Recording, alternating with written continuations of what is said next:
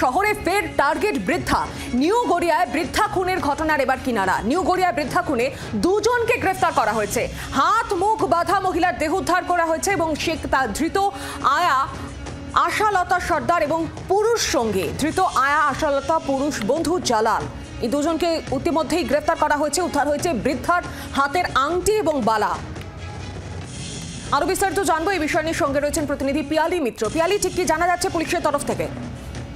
দেখো, প্রথম থেকেই এই গোটা ঘটনাতে আয়ার উপরেই সন্দেহ ছিল। তার কারণ এই যে আয়া, সেই 17 তারিখে একটি আয়া সেন্টারের মাধ্যমে এই বাড়িতে কাজে যোগ দিয়েছিল বৃদ্ধকে দেখার জন্য। এখন তারপর থেকেই আয়ার কিন্তু কোনো খোঁজ পাওয়া যাচ্ছিল না। বাড়িতে আয়া ছাড়া একজন পরিচারিকা আসছেন গতকালকে, সেই প্রথম এসে দেখেন। তারপর থেকে পুলিশ খোঁজ করছিল এবং যেটা সিসিটিভি রয়েছে বাড়িতে লাগানো, সেখানে দেখা গিয়েছিল যে 21 তারিখে ওই আয়া আশালতা সর্দার, যার প্রাথম প্রতিমাতে বাড়ি, সে শেষবার এসেছিল এবং তারপরে কিন্তু সিসিটিভি ডিসকানেক্ট হয়ে যায়। তারপর থেকেই তার খোঁজ চলছিল এবং পুলিশ ইতিমধ্যেই আশালতা সর্দার এবং জালাল মীর, তার বন্ধু, তাকে গ্রেফতার করেছে। পুলিশ সূত্রে যেটা খবর, তার বন্ধু জালাল মীর এই বাড়ির বাইরে পাহারায় ছিল এবং আশালতা সর্দার বাড়ির ভেতরে ঢোকে প্রথমে ওই বৃদ্ধার মাথায় তার লাঠি দিয়ে আঘাত করে বলে মনে করা হচ্ছে। তারপর তার হাত পা বাঁধে, তাকে শ্বাসরোধ করে খুন করে এবং তার হাতে থাকা আংটি বালা এগুলো চুরি করে নিয়ে যায় এবং তার সঙ্গে একটি মূর্তি ছিল সেটাও নিয়ে যায়, সেটাও উদ্ধার হয়েছে। এবং গোটা ঘটনা এই আশালতা এবং তার পুরুষ সঙ্গী জালাল মীর যারা জড়িত, তাদেরকে গ্রেফতার করা হয়েছে।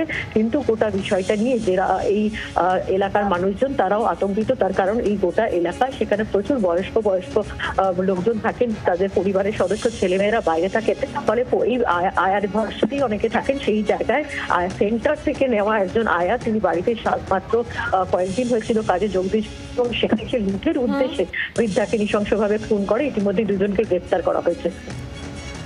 পিয়ালি, এখান থেকে আরেকটি বিষয় জানতে চাইবো অতি সংক্ষেপে, যে তাদেরকে যে গ্রেফতার করেছে, কি কারণে বৃদ্ধাকে তারা খুন করেছে, কিছু কি জানা যাচ্ছে?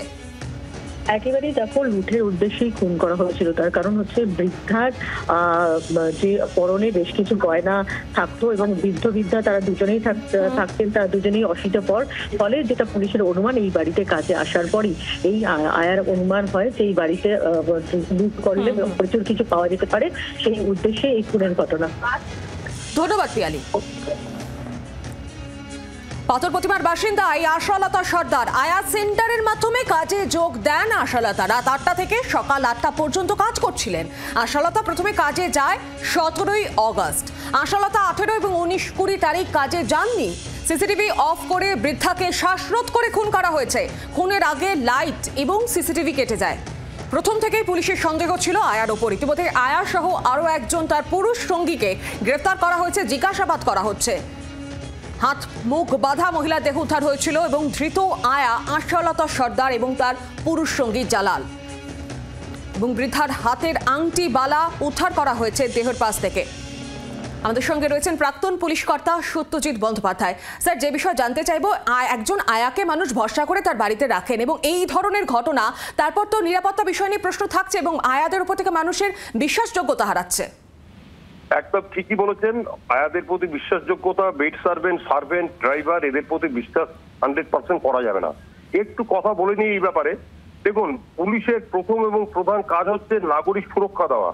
এই নাগরিক সুরক্ষার জন্য আমরা অনেকদিন আগেই প্রণয়ের একটা সিস্টেম করেছিলাম যে প্রত্যেক বৃদ্ধা নাগরিক, মানে বৃদ্ধা মহিলা এবং বৃদ্ধ লোক যাদের ছেলে মেয়ে দেখে না, কিংবা বিদেশে থাকে কিংবা কোথাও থাকে, তাদেরকে থানায় গিয়ে একটু নাম লেখাতে হবে, একটা ফরম্যাট ফিল আপ করতে হবে, যাতে প্রত্যেকটা অফিসার, সেই অফিসার 7 দিন পর 3 দিন পর ফোন করে কিংবা এসে ওই বৃদ্ধাকে কিংবা বৃদ্ধ লোককে দেখাশোনা করবেন এবং তাদেরকে দরকার হলে হাসপাতালেও ভর্তি করে দিতে পারবেন।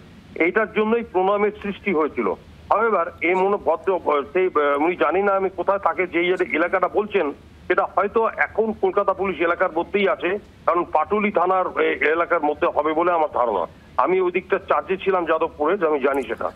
কিন্তু ঘটনা হচ্ছে যে দেখুন, যাদেরকে এইরকম লোক, এই যারা এই ডোমেস্টিক সার্ভেন্ট, ডোমেস্টিক হেল্প, এখন তো সার্ভেন্ট বলা যাবে না, ডোমেস্টিক হেল্প, যারা হেল্পার, তাদেরকে এবং ড্রাইভারদেরকে সিলেকশন করার জন্য ওদের প্রত্যেকটা ছবি এবং সবকিছু ওই যে আমাদের প্রণামের সিস্টেমের মাধ্যমে যদি পুলিশ অফিসারদের কাছে ওইটা থাকতো, তাহলে কিন্তু ওরা এইটা করতে কিছুটা ভয় পেত।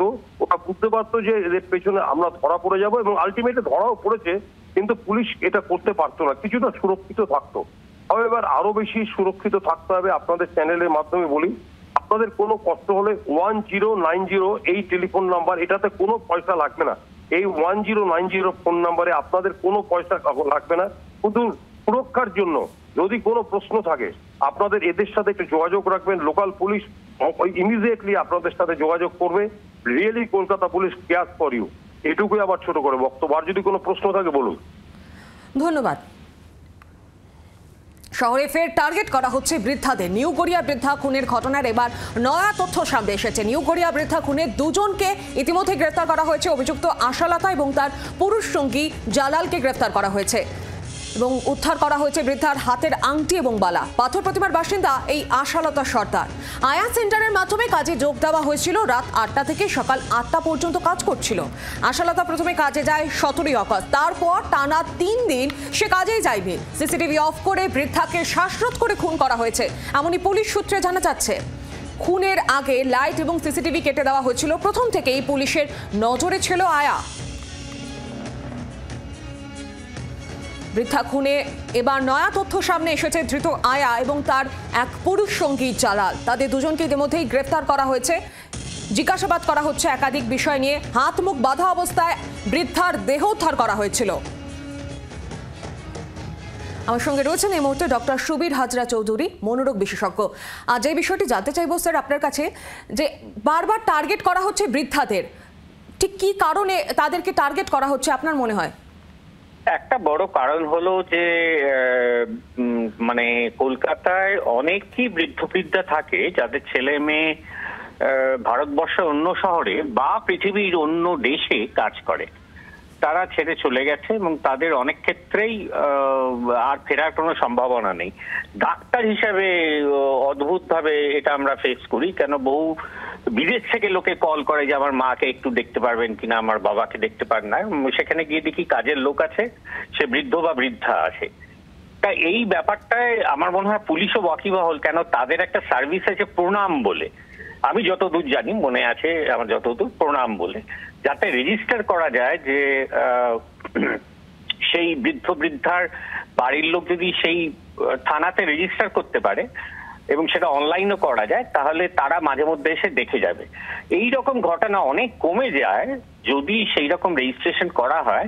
কেন ধরুন এইখানে যে ঘটনাটা ঘটেছে, সেই ঘটনায় যদি যে দেখাশোনা করতেন বৃদ্ধার, সেই যদি দেখতে পারতো যে মাঝে মধ্যে পুলিশ এসে খবর নেয়, তাহলে মনে হয় না তা সে এটা করার সাহস পেত। তাই জন্য ক্রাইম হবেই, কিন্তু সব থেকে বেশি যাদের ওপর ক্রাইম করে বেরিয়ে চলে যাওয়া যায়, সেই হয়তো পপুলেশন এখন কলকাতায় একটু বেশি। তার কারণ প্রচুর, এমনকি আমাদের বয়সী যারা আছে তাদের কিন্তু ছেলে মেয়ে বেশিরভাগই কলকাতায় থাকে না, তারা অন্য জায়গায় থাকে। পড়াশোনা তারা করেছে বাইরে, তারা চাকরি করে বাইরে। তাই জন্য এই একখানা শ্রেণী, এবং একটা ব্যাপার হলো সেই শ্রেণীর হাতে পয়সাটাও বেশি। সুতরাং তাদের খুন করে চুরি ডাকাতি করলে কিন্তু মানে যারা প্রফেশনাল ক্রিমিনাল তারা মনে করে এটা লাভ বেশি। বাংলার আওয়াজ, বাঙালির আবেগ, জি 24 ঘন্টা।